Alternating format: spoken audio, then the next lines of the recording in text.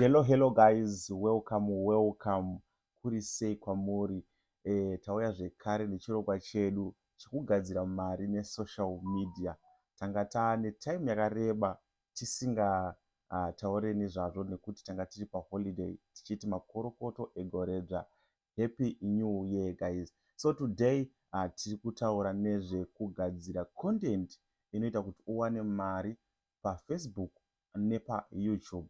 Because there's no need yekuti ungogadzira zveFacebook chete kana zveYouTube chete. Kana kuti ukwanisa kuona uchigadzira content yeYouTube, which means unofanira kungoiisa futi kuFacebook udye mari kwese. Ngatisagarire mari, ngati make sure kuti kana utoshanda kuYouTube, make sure kuti uri kuisa futi kuFacebook. Kana uchienda kuFacebook, make sure uri kuisa kuYouTube. Saka nhasi ndava ndikuudze kuti unokuita sei content, how do you deal nema-challenges, because pane ma-challenges akawanda anouya kusvika tazosvika pakuzonomonetiza YouTube yacho. And also I know pane vanhu vazhinji vachiri nema-questions ekumonetiza Facebook. Saka munongoramba muchiisa ma-questions enyu mu-comment section. Ndinenge ndichigadzira video zvichienderana nema-questions enyu. So guys, today toda kutaura about kucreate content inozoita kuti uwane usvike pakuzonomonetiza, because tanga titaura hedu nyaya yekumonetiza, but tanga tati mhanyei according to ma-comments andisangana nawo. Vazhinji vacho vada kutoziva kuti zvinombofamba sei nekuti wakawanda vari kugumira paroad. Saka nda kuti ndikuexplainerei. Video rino richareba chose nekuti ndichatrya kuexplaina zvinhu zvakati one day. Number one, you don't have to do these things kana iwewe uchizvinzwa wega mumwoyo mako kuti zvecontent creation hazvisi zvangu kana kuti ndezvesocial media hazvisi zvangu. Because zviri pa2, vanhu vazhinji vanoenda kumabasa kwavanoenda, especially vanoshanda mabasa emaoko avanoemployiwa ayaya. Kazhinji kacho unongonopinda basa wotanga kutodzidzira pabasa. Asi kune vanhu vanopinda basa vachiziva kuti izvi ndo zvandinogona, ndizvo zvandinofarira. Social media kazhinji inoda kuitwa nemunhu anoifarira. Chero usingagoni unogona kuzogonera kumberi as long uchizvifarira. Usade kufarira mari then wozviita because of money, because you want money. Zvinoita hazvo, but zvinoda uine kachipawa kaunofeel wega kuti zvinhu zviri kundinakidza, because pane time yekuti mari yacho inogona kuita sokuti nonokirei panyaya yekumonetiza. Zvinogona kutenderedza. Saka kana zvekutamba, kana wakavinga mari unogona kuona sezvanonoka ukaramwa. But kana uri munhu anonzwa mumwoyo make kana kuti muropa make kuti zvinhu ndezvangu izvi, unoramba uripo kusvika nguva yakwana yekuti ukwanise kutora mari. Saka ndozvo zvaunofanira kuziva usati wanyanya kuteerera video rineri. Inzwa kuti mwoyo mako zvirimo zvesocial media, inzwa kuti mwoyo mako zvirimo muropa mako zvecontent creation. Then after ipapo, make sure kuti zvauri kuita unozvifarira. Content yacho yauri kuita, ngatiti isusu content creation inofanira kuva muropa mako. And also zvacho zvawakuita kugadzira content yacho ngazvive zvinhu zvaunofarira iwewe. Regai ndikuudze mitemo iri kuFacebook nemitemo iri kuYouTube. Mitemo iyoyo yaunofanira kuteedzera, though vamwe vanhu vanozoda kuzoiwedzerera kana vakusaiza, kana vachida kukudzikisira vanoiwedzerera mitemo iyoyo, vamwewo vanhu zvavo. Pane mitemo yakafanana nekunzi kuYouTube kana kuFacebook hakutenderwi kuposta mavideos kana mapictures evanhu vakashama. Mitemo iyo inofanira kugara iri mupfungwa dzenyu, inofanira kugara iri mumusoro menyu pese pauda kuita content. Ini ndatova used kana ndichitotaura kunoku kumba, ndichitaura nomumwe wangu tichifara tichiseka, ndikada kutotaura kana word rinonyadzisira, ndinotobata muromo ndoti YouTube inozoti chindosongoti okay, we are not creating content. Zvinofanira kuva mumusoro mako kuti zvanoda kuita izvi. Even ndichida kucheka muriwo, ndikabata banga, YouTube haidi banga, Facebook haidi banga, ndozoti okay, I'm not creating content, because it depends nekuti Facebook yakuonawo sei. Kana uine ma-violations akawanda, ukangobata banga chero muchiita skit, inokubvisira video rokutaura kuti wabuditsa banga. Saka zvinofanira kuva musoro mako izvozvo kuti YouTube haidi vanhu vakashama. Saka zvauchaita iwewe pauchacreata content yako, maybe uchapfeka kaminiskirt, kana kuti maybe uchapfeka kashoti kadiki diki, kana kuti maybe uri murume uchapfeka short wobvisa hembe kumusoro, unenge usina hembe uchiita zvese zvauri kuita. YouTube kana kuti Facebook ichasiya video rako riripo, because hapana chinonyadzisira chawabuditsa panze. And vanhu vachauya mucomment section vachikutuka vachiti chi waisa zvinhu zvinonyadzisira. Hana yako haifaniri kurova, and also haufaniri kutukana nevanhu. Siya content yako iripo. YouTube kana isina kubvisa video rako, Facebook kana isina kubvisa video rako, hauna kushama. As long Facebook yasiya video rako riripo pa YouTube, wazi video remunhu akashama haritombodiwe neYouTube. Saka una video riripo, ziva kuti iwewe terera muridzi weFacebook, terera muridzi weYouTube. Ndiye anokuudza kuti video rako hariiti. And iwewe kana uri munhu ane brain, hapana pauchazouploada video remunhu akashama. Kune kushama kweYouTube, kuzoitawo kushama kwevanhu. Okuti chakakosha kutevera zvaunoziva zvinodiwa neFacebook neYouTube. Kune vanhu vakawanda vachauya vachikudzikisira. Because a lot of people I know, pane vanhu vari kuona today, pane a lot of people vakatrya zvinhu izvi kuita content kudhara, but vachidzoka mumashure because of the comments. Ndakasangana nevanhu vakawandisa, even inini ndakamboda kuchallenge nawo macomments waya ndichitanga, because vanhu vanotokutuka, vanenge vachikutesta masimba kuti uri kuda here zvauri kuita izvi. Because vanhu vanokutesta vanotokuudza kuti haugone, siyana nazvo, whatever zvavanokuudza. Ukaratidza kuti une chido nezvauri kuita, uri kuramba uchiisa effort, uchangovaona vakusapota. Ndo vanenge vachinyora mucomment section kuti taimbokuvenga but now wakutigonera. Unenge wakunzi wakugona, but waingogona kubva kudhara, but vange vasati vakubhilivha mauri. Saka ufaniri kufaita nevanhu. Make sure kuti uri kugadzira content yako, because vanhu vakawanda munyika, and haufe wakadiwa nemunhu wese, haufe wakafadza munhu wese. So uchitanga iwewe, vanhu vakawanda vanonakirwa newe, nevanhu vakawanda vasinganakirwe newe. Asi chinoitika, vanhu vachawanda mucomment section kana usina mumwe munhu akubheka, usina mumwe munhu anozikanwa akubheka kana kuti ambokuposta somewhere. Chero uchigona, vanhu vanouya votuka. Munhu akuti tsvaga basa, hauzivi zvauri kuita. Mumwe achapinda mucomment section chero anakirwa, akangosangana necomment yekunzi hauna zvaunoita, hautsvaga basa, achatanga kutokuudza kuti tsvaga basa. Saka at first macomments akawanda ndiye vanhu vanenge vachikushora, and zvinhu izvozvo ngasisa kudzose kumashure. Ramba uchienda mberi, ramba wakashinga. Kune vanhu vakawanda vachakutuka newedhiro nemashoko ekuti tsvaga basa, but ziva zvauri kuita. Ndogona kupa example yedu isusu, kana kuti example yangu. Even today tichiri nawo macomment section anenge achiti tsvaga basa, hauzivi zvauri kuita, tsvaga basa. But ukaziva munhu achikuti tsvaga basa, kazhinji mashoko iwayo anonyorwa nemunhu ari kushandira mumwe munhu. Munhu anozvishandira haanyore mashoko ekuudza mumwe munhu tsvaga basa. Vanhu vazhinji vari kushandiswa nevamwe vanhu kana kuti vari kushandira mumwe munhu, ndo vanoona sekuti kushandira mumwe munhu kana kuti kushandiswa nemumwe munhu chinhu chakakosha, ndo kunonzi kuenda kubasa, ndo kunonzi kushanda. Saka unogona kudiscouragwa nemunhu ari kutambiriswa mari yaari kutambiriswa, ndinoda kutaura maamounts, but iwewe uchiwana mari yakawanda kudarika yaari kutambiriswa, uchiiwana pasocial media. Zvinova zvinhu zviri fani kunzwa nemunhu ane mari, ari kuwana mari shoma pane yako, kunzi tsvaga basa, because mumusoro make makadyarwa kunzi kushanda, kushandiswa nemumwe munhu kana kuti kushandira murungu. Saka zvifanira kukuafecta, unofanira kuseka. Munhu comment yemunhu wega wega inofanira kutokuudza zviri munhu. Ukavhura profile yemunhu akutuka, unoona wega life yake, unoona kuti okay, kune vanhu vanotuka vanhu, koita vanhu vanotori bone life yavo, vasingafi vakatuka vanhu, vanoti kana vasingafariri munhu, they don't follow, they don't like, vanongopfuura. Koita vanhu vekuti unonyatsozoona kuti pakaipa, munhu anenge ane mastress ake, anotongouya kupedzera mastress ake pauri. Saka ukaita zvekutamba, unogona kudiscourage, unogona kudzoswa kumashure because of someone ari kunetseka nelife yake, awanawo pekutukawo kuti akwanise kuswera zvakanaka. Number 2, you don't need mafoni anodhura to create content. You don't need mazicameras anodhura to create content. Inini ndakatanga nefoni yangu iyi Vivo. That's why pana pasina mafoni nhasi, because zvagara zvichikuita soda mafoni. This is Vivo Y20. Foni ndiyo ndakatanga nayo kucreata nayo content 2021. Ndipo ndakauya pasocial media 2021. No, 2022. Yeah, it's 2022. It's not 2021. Ndatenga Vivo Y20.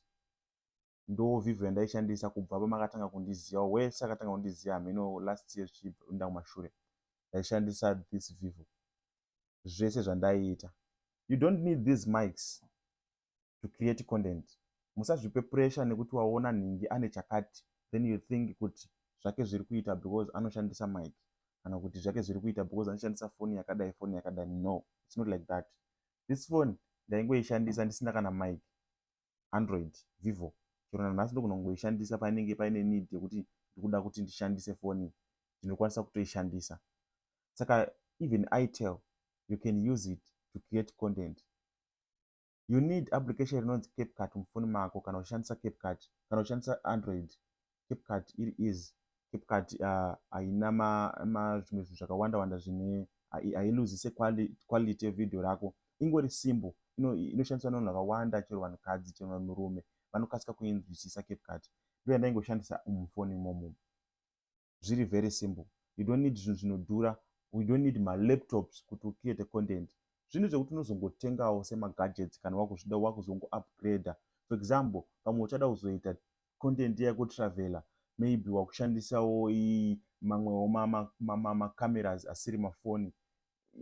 Maybe wakuda kamera yakushandisa inotora mavideos anorema asingaeditike mufoni, pauchazotengawo computer. Ndikakudza kuti chese chamuri kuona ndiinacho nhasi zvamanje manje is because of this phone. This phone ndoyatenga mafoni akawanda, ndoyatenga mafoni andaidreama kuti ndoda kushandisawo foni yakadai because of this one. Saka usazoti kana uchifamba nefoni yako kana kuti uchishandisa foni yako vanhu voseka quality yevideo rako because of foni yaunoshandisa. Iyi foni yacho yakadhakwa ndiyo inototenga maphones akawanda, ndiyo inotenga macameras akawanda. This phone yakaparticipate a lot kuti ndisvike pandiri nhasi. Okay, let's talk about type of content. It's not about kuita comedian kuti unzi content creator. It's not about kuita malive kuti unzi content creator. Hatisi kuti macomedians haiti, hatisi kuti vanoita malive havaiti, no. Ndikuti makuda kutaura kuti vazhinji vanofunga kuti kana kuri kuti afunga kuita content akufunga kuti ndichiita malive ndichiti chii kana kuti ndichiita maskits ndichiti chii. There's a lot vaunokwanisa kuita kuti ukwanise kugadzira content, and content igotodiwa nevanhu ugotovhunduka. Ndokupa example iri very simple yakasimudza vanhu vakawanda. Pane vanhu vanoita basa rekudzidzisa kana kuti kutaura zvavanoziva about bonde. It's an example. Pane vanhu vatakaona izvezvi vari kuita views, vari kutoita maYouTube vari kubuda vari kudzidzisa kuti bonde rinoitwa sei kana kuti apa panoitwa sei zvakasiyana siyana. Vanhu vakawanda vanofarira content iyoyo. Ndiri kutokupai notes ekuti unokwanisa kutofunga kuti okay, saka rega ndiite content about chakati. Make sure zvauri kutaura, taura zvaunoziva, usataure zvausingazivi, so that vanhu vasazoti kuvarasisa. Because unogona kutaura about something, mumwe munhu unyatsouya mucomment section achikuonesa kuti no wangu anenge asingakudhise, asingakuvenga, asingakudzikisira, but anotaura kuti pawataura apa watinyepera wangu, zvinofamba so. Saka make sure kuti kana utaura nezvebonde racho uri kuziva zvauri kutaura. Taura zvaunoziva chete, zvausingazivi wosiya. You understand? Zvinobuda. Pane vari kuita content yebonde, pane vanhu vari kuita content yekutravela. Kungoti pese paari kutravela ari kucreata content achiratidza vanhu nzvimbo, vanhu vanotoda content iwayo. Pane vanhu vari kuita content yekubata nyoka. Handisi kuti inda unobata nyoka, hazvisi mauri. Pane munhu atori nechipo anoziva kuti inini ndikabata dombo neruoko rwangu rwaleft kana right ndikangopotsera kudai ndinotorova shiri kadona. Vanhu vari kuita content iyoyo. Pane vanhu vakawanda vari kuita content yekubika, especially maAfrican foods. Kumusha wherever kwauri, whether uri kuZimbabwe, whether uri kupi, unokwanisa kuti pese paunenge uchibika African food unenge uchitora mavideos ako. Even usingabika African food, chikafu chakasiyana siyana, marecipes, nonga munomboona muroora wenyu anomboita marecipes achiita mavideos. Content yakazara. So zvinoitika chii? Pane maghosts achauya kwauri achituka comment section. Because vanhu vazhinji vane usimbe hwekufunga. Kufunga kunoti netsei, because unogona kuswera day rese uchiscratcha musoro wako uchiti ndoita sei ndiwane content, but wakatogara necontent. Saka zvavanoita macontent creators mamwe, they will create ghosts, vanouya vachikutuka nemaghosts. Why? It's not like hausi kuziva zvauri kuita kana kuti haugone. Vari kurwadziwa kuti uri kuzviita sei? How are you doing it? Isusu tichizvitadza. Saka vakwanisi kuzouya direct, vanocreata maghosts vachikutuka chichi. ibitterness yekuti zvauri kuita havasi kukwanisa kuti vazviite. Vari kushaya kuti unombozvigona sei. Ndosai paya vanhu vachibvunza kuti unombozvigona sei. But life yako inogona kutongova content yako. Unogona kuita content yekutema huni. Did you know kuti kune a lot of people vaita mabasa vaiita ekuforoma zvidhina kumisha, vaita basa rekutema huni vachitengesa kumisha. But ndo pakatangira content yavo ipapo. Business rako rinogona kufambidzana necontent yako yaunotocreata. Uchitengesa madomasi ako, uchiita mavideos ako. Munhu achiforoma zvidhina achiita mavideos ake kusvika apisa zvidhina, totaa zvidhina zvekumusha zviya zvinozopiswa muhovhoni kune vanoziva. Achicreata content, achitora mavideos, apedza kuzoita zvese, atengesa zvidhina zvake, ochibatanidza mavideos ouploada. People, they love that content. People love watching such videos, especially vari diaspora. Saka whatever chaunoita, it's content, my guy. As long as zviri zvinhu zvinosungisa kana uri mbavha zvinozodetsa kuti ushute video uchiba. But everything, almost everything you do, it's content. It's zvingori content, guys. Let's create content. So kana wagadzira video iroro woposta paFacebook, what's stopping you kunoposta kuYouTube also? Because inini ndinorarama neFacebook neYouTube. So Facebook neYouTube ndo kwandinoziva monetization yacho. Yes, TikTok, I'm on TikTok. I've got a lot of followers on TikTok. But kana ndisina handigiftawo, handisati ndambowana mari yekuti hanzi ndangobhadharwa neTikTok ndisina enda palive. Ndizvo kuti ndikajoinawo live yasomeone, vanhu vanondifarirawo kubva vati magifts ndiwana mari. Ndio mari yanokwanisa kudhiwa paTikTok. But not just kungobhadharwa nemaviews eTikTok. I've never. Handisati ndambozviona. Maybe zviriko, but handisati ndazviziva. Kana ndikangozvika ndikazongosvikako ndinouya ndichikudza. Even Instagram ndakanonzwa kuti inomonetize, but I'm not monetized yet. Ndichiri mafollowers mashoma. I think ndine 7,000 on Instagram. I'm new on Instagram. So handisati ndabhadharwa. But Facebook neYouTube hamuna zvamunondiudza, guys. Tiripo kukubatsirai kuti tigadzire content tiite mari. Sekutaura kwandiri kuita nhasi, it's not like Tight ari kurarama saTight achidya mari yeYouTube neFacebook saTight. By the way, handiende kubasa, guys. I'm always home. I'm always working. I'm always on my phone. This computer ndotozoibatawo maybe kana ndaizotorawo mavlogs aya nekamera hombe. But I'm always on my phone. It's either this one or ekutora video. Ndiri pamafoni angu ndichicreata content. Chinzwai mafambiro azvinoita. Ndine maYouTube are more than 10, guys. Andakatoemployawo muvanhu. Vanhu vanoshandisa maYouTube iwayo ndichivabhadhara mari necommission. And people are very happy nebasa ravari kuita. Why? Because vari kushanda nesimba pamaYouTube zangu iwayo. That's why makaona, where is my plate? I'm not gonna show you kuti pakanyorwa kunzi chii kuti vanhu vasati vaziva YouTube yacho. This plate, it's a YouTube plate. 100,000 subscribers. One of my YouTube channels yakasvika 100,000 subscribers. It's not this one yamuri kuonera video. Nema channels akawanda. So ndine vanhu vakawanda ndakaemploya vanoshanda under inini vachicreata content kuma channels iwayo. Though ndisati ndoda kuti vanhu vamazive. So YouTube inobhadhara, guys. Facebook inobhadhara. There's a lot of people vari kusirarama neFacebook, vari kutenga dzimotikari, vari kurarama neYouTube. So you find kuti vanhu vadoda vachikutuka vachikutukira content yako, but you know very well kuti zvandiri kutukirwa izvi ndizvo zvinhu zviri kuita ndibhadhare rent. That's why muchiona vanhu vanenge vatukwa vachisingaite give up, because they know kuti ndakamboshanda. Like inini ndichauya zvangu ndichiita video rinonzi Who is Tight, so that you get to know me, you understand who is Tight. Akabva nepa achienda kupi, achazvisiya here izvi achiitei. Ndo pamunozoziva kuti no, guys, kazhinji kacho chinoita kuti munhu ashingirire pazvinhu zvaari kuita. It's because of results. It's because of anoziva kwaakabva, anoziva zvaaisangana nazvo. You cannot tell a person like Tight kuti tsvaga basa because akambotsvaga. I've been there.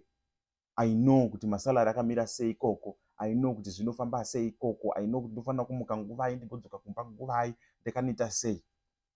Saka I will never go back. But zvasiyana nemunhu kuti ane basa raari kuita anoziva kuti kubasa. That's why ndakambotaura pane imwe interview kuti guys, there's a lot of talented people out there, but the problem is very busy, vane mabasa, havana imwe mari, vakasiya basa riya riya ravari kuita kwavari kushanda kuti vambocreata content inovatorera time kuti igozovabhadhara. Saka ndinoona zviri nani kuramba achienda zvake kubasa uku, kumutomudyira time, kunomushayisa time yekucreata content. Inini ndakafungidzira kuti Mwari vandirasa, but vanga vaitondigonera. Ndakaita almost a year ndisina basa, ndichishayiwa basa. That's why ndakazorealize kuti zvinhu zvandiri kutoita pasocial media zvinobhadhara, ndobva ndatosiyana nezvekutsvaga basa. Saka I hope manzwisisa. Ndinoda vanhu vakawanda vanondiudza kuti guys, ndakatanga kucreata content tight, ndakuita chakati, ndakuita chakati. Tofambirana tese ipapo, muchitibvunza questions in comment section. I will reply you with a video, guys. I'm not gonna lie. I will reply you with a video. But there's people vasingazonyatsonzwisisa zvatinotaura pano pamavideos, vanozoda kuuya kuseri kuti vanzwisise kuti zvinofamba sei, vachida kubvunzisa personal questions avo kuti page rangu radai kana kuti ndadaiwo ndakuda kumonetize, sazodai hameno whatever. Guys, I always tell you on my videos, ini ndinorarama nesocial media. I'm always on my phone. I'll always reply you the very moment wandisira message, but kuti mupanzwisise, I don't reply hi, hey, ndape, kana kuti ndikuda help. Pane mwana ndoda help, I'm not gonna reply zvakadaro. Nyora message yakazara, ndape tight, neshona yako bho ndo yandotofarira ini. Zviri sei tight, ndinonzi Tanaka inini, ndine page rangu rakadai rinoda zvakadai. Paquestion yako usabvunza kuti unonditira mari, because to be honest, it's not for free kuseri kuinbox. So ini ndikaverenga message yako, ndine phone yangu iyi, uchingoti handizoiti munozoona mamessages angu. Phone yangu ndikaiklika kuWhatsApp, so ndinotoona message yako yese, ndisina kuvhura message yako, ndikaklika pachat rako, ndinotozvifila ndega kuti this person haasi kutaura about money. To be honest guys, indorarama nesocial media, so I need money. Ndikapedza nguva yangu ndichitaura newe, ndichikudzidzisa zvauri kuda, rent inozobhadharwa nei kana usingandipiwo mari. So I will make sure kuti ndichiverenga nyaya yako, ndinotozvifila kuti this person ari kuda zvemahara, this person ari kutaura nezvemari. Saka ndinoreplya vanhu, munhu ataura nyaya yake yakazara, ndinonzi Tanaka wangu, ndinodawo kubatsirwa nechakati, Facebook yangu yadai kana YouTube yangu yadai kana zvazodai, ndibatsirewo, unganditirawo mari. Ndikangofila kuti pane nyaya yemari wangu, ndinototaura newe wangu, tinotoita kana video call tichitoita madhiri. But ukangonditi hai, ndimi waya munozongopopota muchiti hamureply, because you cannot say hi ndobva ndakuti hi back, obva wati zviri sei, ndobva ndandiripo, obva wati riri sei basa, ndobva ndandiripo. You're wasting my time. Isusu content creators, we know very well that time is very important. You must know that time is very important kana uri content creator, because 2 minutes are wasted when someone ari kutaura nothing, asina chaari kukupa. Unofanira kungozvitocreata content. Okay, let me give you an example. Mune mafriends amunofonderana nawo aya, tarisai minutes amaona this video, wofunga mafriends amunofonderana nawo for more than an hour, talking nothing, discussing about a friend, discussing about a function yamakamboita, discussing about whatever, zvisina kana dollar kana data razvinodzosa. But inini now I'm talking something chichabatsira vanhu vakawanda. And also, I'm not gonna lie, this video richatondibhadharawo 2 cents, because I'm gonna upload it on YouTube, and there are adverts per video. Pane adverts ari kubuda aya muri skipa. Ndoda kukudzidzisai kuti YouTube inobhadhara sei. Ndichange ndichiita mavideos akawanda. Create content guys, make sure you're creating content. YouTube, yes, inobhadhara according kureba kwevideo. Facebook haina basa nekureba kwevideo. Musanyeperane, even a 1 minute, 50 seconds, 30 seconds, Facebook inotokupa mari yakawandisa. But on YouTube, that's why muri kuona adverts after an adverts, because video rakareba. So zvinoitika pa YouTube, musazotora maamounts andiri kukuudzai moti ndiwo chaiwo, but ndiri kupa an example. Let's say video, an advert inobhadhara 100 rand neYouTube. Because mavideos amunoona aya pa YouTube ndo anobhadhara muridzi wevideo. Ndo zvinozoita YouTube yako kana wamonetize YouTube yako. maadverts panopana mavideos ako panotanga kuiswa maadverts ndiwo anenge achikubhadhara zvichienderana nekuti vanhu vari kumavhiewa sei. So if an advert richibhadhara 100 rand and someone ouya oskipa that advert pa 5 seconds, for example, unobva wapiwa 10 rand instead of 100 rand. So a lot of people in Zimbabwe vanotyira data and time, they always skip adverts.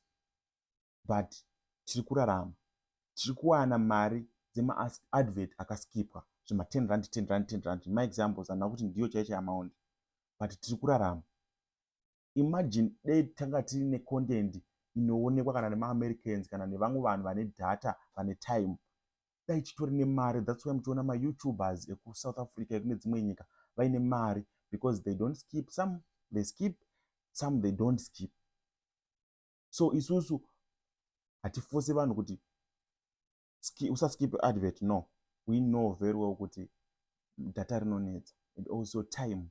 Seni ndogona kutondiona video, I'm used not to skip my adverts, handitomboskip because ndatozvijaira. But kana kuri ndida kuona something chandikutoshandisa, maybe the tutorial of something nangosecha paYouTube, I'm gonna skip because ndoda kuziva kuti ndoda kukasika netime yangu. So it's not a problem kuti vanhu vaskip maadverts emavideos ako.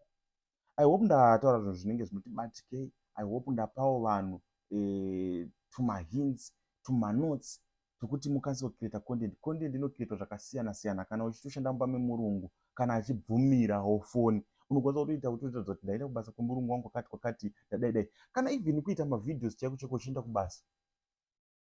Ucha video murungu wako hadi foni, but iwe unobuda mumba mako utaura ndakuenda kubasa guys, murungu wako hadi foni, ndoshanda so nezuro ndakazomboshanda so, ndikazombodai ndikazodaiwo, pandakazodai imi ndakazoputsa kapu yemurungu akazonditi chakati zvikazodai. Uchisvika pagedhe pemurungu, ndasvika guys, bye bye, kutokata wakutouploada video rako.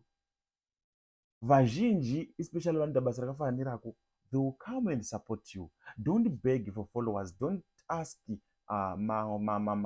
socialites kana kuti mamwe content creators to follow you. They will follow you vachinakirwa necontent yako. Usavamanikidze if you because vanhu vaya vatoriwo busy nekucreata content yavo nekufaisa mapages avo, so you cannot tarisira kusapotewa, kupiwa malikes nemacomments nevanhu vatoriwo macontent creators, because they are busy also kucreatawo mapages, kucreatawo content yavo, kukudzawo mapages avo nekuita zvakasiyana siyana. Saka iwewe make sure kuti wakatagetawo vanhu vauri kuda kuti vakusapote. Yes, macontent creators zvikwanisa kuita mafriends nezvakasiyana siyana, but don't do like pane zvandowanzonzwa zvinonzi follow for follow chichichichi. It's not a thing. Guys, create content. Let's make money on Facebook. Let's make money on YouTube. Let's make money on social media. Sino ndambotaura pakutanga kuti zvinhu zvinofanira kunge zviri mauri. Handifaniri kunyeperera kuti mese create content. No, kana zviri mauri, I'm here to support you guys. Ndinoona wakawanda vantu kuitisa malessons blogging. Ndinoona wakawanda vantu kuitisa malessons content creation kuseri. Vakawandisa, vamwe vachazotaura kana vachida, vamwe vachazoita sei, but ndine a lot of people vandiri kutaura navo, vandiri kubatsira. Pane mumwe ari kuita aita Facebook. He's a blogger on Facebook. Posting atova nema100 200 something k followers, but akushaya mari yedata. Sometimes asi kuposta, ndikamuti hey you, people are searching you, vari kutsvaga, people are looking for you because vari kuziva kuti page rako ihombe kuFacebook. Why can't you open a YouTube channel and create videos zvinobva pamaposta auri kucreata, pauri kupostayo, itori content iyoyo. Create videos and post on YouTube. Now he's growing. Now he's smiling. And he always send me my messages. Ona sha ona zviri kuita, ona sha zviri kuita. I love kuona vanhu vachifara. I love to see people growing. Vanhu vachikura, ndavapa simba, ndava encourage kuramba vachiita zvinhu zvakanaka. You understand? So guys, don't ever think you do it when I'm not replying you, because I'm not going to reply kuzvinhu zvisina kukwana ndichisiya munhu anyora zvinhu zvakakwana. Ndinonzi tanaka, ndinonzi chakati, ndodawo chakati nechakati. There's no way andingasikwanisa kuzokuignore. Mahai, hey, babe, zviri sei, wangu, wadi, I'm not going to lie. Handisi kuso reply zvakadaro. And also we need money, cash, and ndiende kubasa. saka kana ndikatouya pachati pako, let's work together and I will make sure kuti ini handinge kusiya wakadaro, ndotoita kuti ubenefite. Mari yako inofanira kushanda, asi kana wakaomera usinawo mari unenge wakungotivedzera zvatinenge tichitaura paYouTube, and also unotobudirira. Kuseri kunozouyawo hake anenge akudawo chimwe chinhu chinenge chiri kure kure chatisina kumbotaurawo, but ukatiteerera zvatotaura pamavidhio zvinobudira. I think ndataura zvine musoro. I think video rareba. Very sorry nekurebesa video, but I think rabatsira wakawanda. Guys, I'm promising you, I'm gonna do a video rinonzi who is tight, so that you understand kuti this guy akabva kupi achienda kupi. Paari nhasi ndo paaifunga kuti ndo paachava here. To be honest, handamboimagina myself ndiri pandiri nhasi. Handamboimagina myself ndiri zvandiri nhasi. Ndine kwandaitofunga kuti ndiri kuenda, ndichifunga kuti ndiri kuenda ndakadai. But now ndiri pandiri nhasi and I'm okay. Kwandaifunga kuti kuda kuenda kuya kana ndichatoende, I'm okay where I am today. I love you all guys. Thank you for your love and support. Share this video. Kana musingade kushare video, share my ideas akafanana neandakupai. Just copy my ideas unoudzawo someone akurewo if you don't want to share the video. I love you all guys. Thank you. Don't forget to subscribe.